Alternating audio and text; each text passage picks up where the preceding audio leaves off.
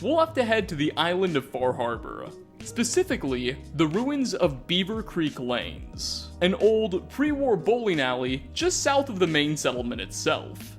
Here, after you've finished fighting off the small infestation of feral ghouls inhabiting the structure, within an upstairs office, accessible through an employees-only hallway, you can find the Striker, a variant of the Fat Man mini nuke launcher, with a very interesting special twist. It fires not multi-megaton explosives, but instead, modified bowling balls. Nearby where it spawns in, a terminal can be found, which offers a bit of background information on this curious contraption. Apparently, it was constructed by a couple of employees of the bowling alley, for the location's former bowling champion, Thomas Davis.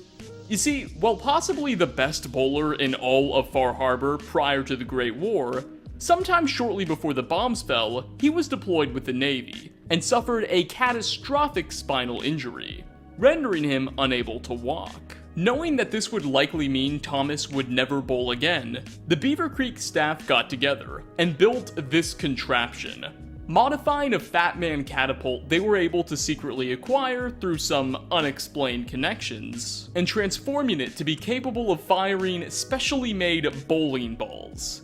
This, they believed, would ensure their friend Thomas would still get to enjoy his favorite sport. A really heartwarming gesture.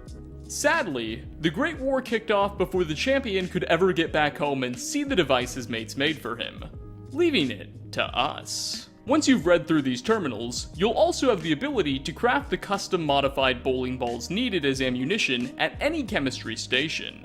With the backstory out of the way, let's talk about gameplay. Now, while a really fun concept, the Striker is what you might call a novelty item, as it's definitely not going to hold up well in combat when compared to any of Fallout 4's, shall we say, less creative weapons. With a base damage of 100, at first you might think it's not all that bad. I mean, that can one-hit about half of enemies. Then you realize it's got a magazine capacity of 1, an absurd reload time, and the actual ballistics of the Striker are, well, less than ideal.